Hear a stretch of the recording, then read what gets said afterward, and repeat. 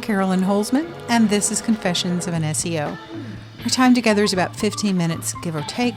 Don't expect interviews or hacks.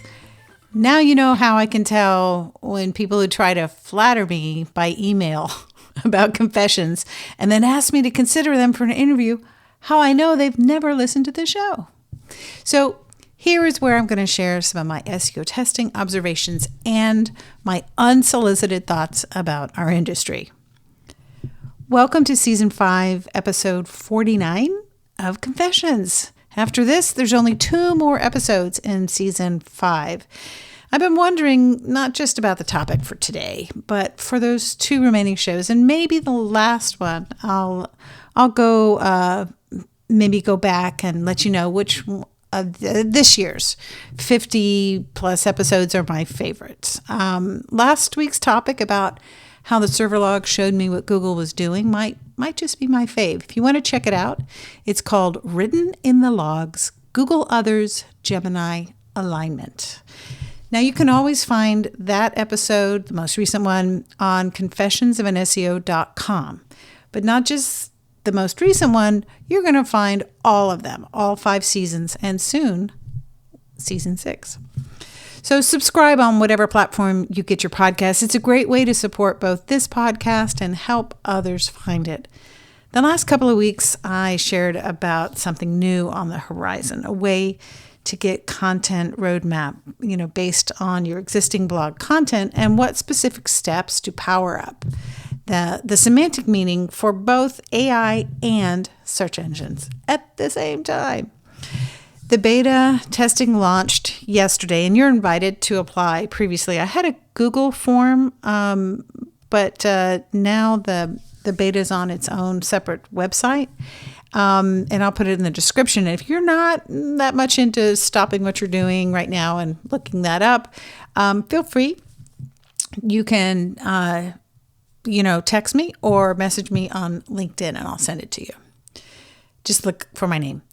Very exciting stuff. I look at this and I go, it's a direct alignment with the gist of my helpful content analysis. And unlike my analysis, which was simply to know what the heck are they measuring, this provides an actionable path.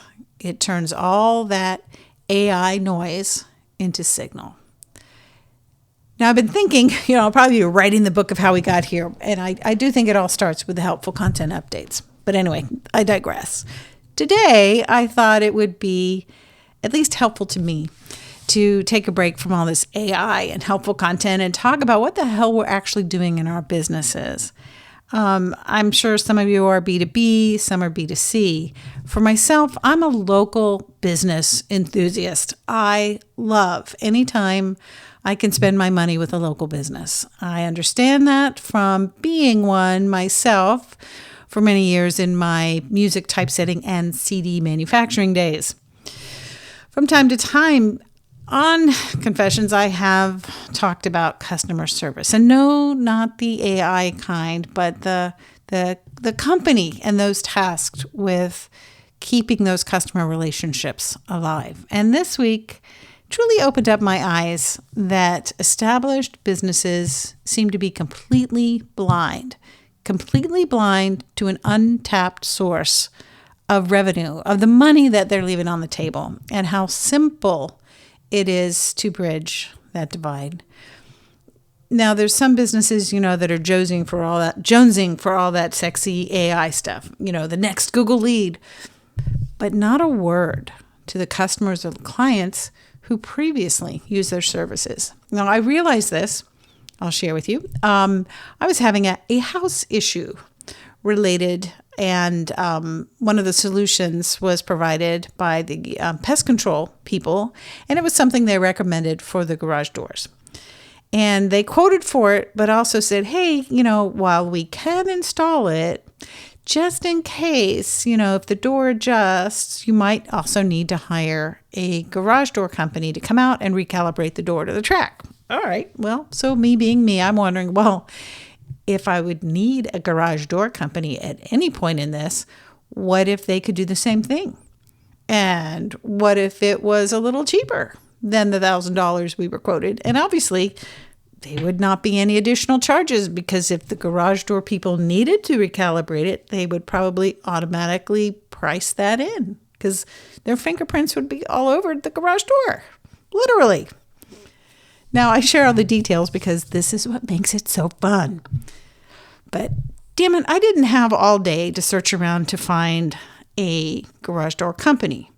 I didn't even know if it would have saved any money anyway. So like trying to figure out, is this worth my time? And then I remembered one summer we had an issue and these garage door guys came out, fixed it. And what they did, it was something to do with the rollers, but what they did, it stopped my garage door sounding like a battle cruiser scraping a dock. I mean, talk about quality of life issue. It's small, but it's been nice since they were there. But then I couldn't remember who they were. See, like such a life-changing thing, right? And I couldn't even remember the name of the company. Ugh. And I liked them. They were reasonably priced. And I'm thinking, man, I got to go through all the credit card receipts or the bank statements to try and find it. And as I was considering all this, I was stomping in from the garage and I looked up at the wall and there it was, a label. Not just any label, but a label with the company name that I was looking for and the date when they were last there. And then I'm thinking, now I remember. So the phone number was also on there. So I called them. They came out to measure. They said if I ordered the pieces myself, they wouldn't have to add any upcharge on them.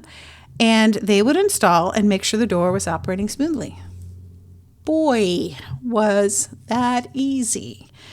Now, the co-owner of the company wasn't nearly as impressed with their sticker as I was. Let me give you a little background. Have I received any marketing texts? No. Have I received any email newsletters or communications from them? No. Have I received any postcard or requests for referrals? No. That stupid label, 2 years after the initial and clearly very successful service, has now generated another couple of $100 for them. Talk about ROI. Now, I think most home services that aren't too over corporately run would be shocked to find out how little people think of them on a day-to-day basis. Now, there's all kinds of fancy names for this kind of marketing. Probably customer re-engagement campaigns is probably the most recognizable one. But it seems like small home service companies spend a lot of precious time and money chasing new leads, while they're overlooking the ones they've likely already paid hundreds of dollars a piece to acquire.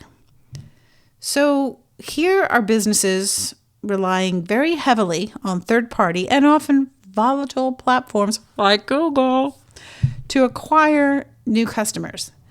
While they do all that, they can inadvertently and simultaneously neglect their existing and past customers. Now, I think this is a conversation that SEOs can bring to the table. They, meaning the business owners, they really don't have to go out and hire a marketing consultant. They have you, the SEO company, right there. And I know there's a lot that we do as agencies, but I think it's really, a way to get some quick wins.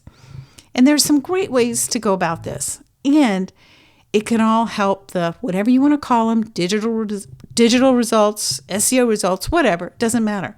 But they're going to help.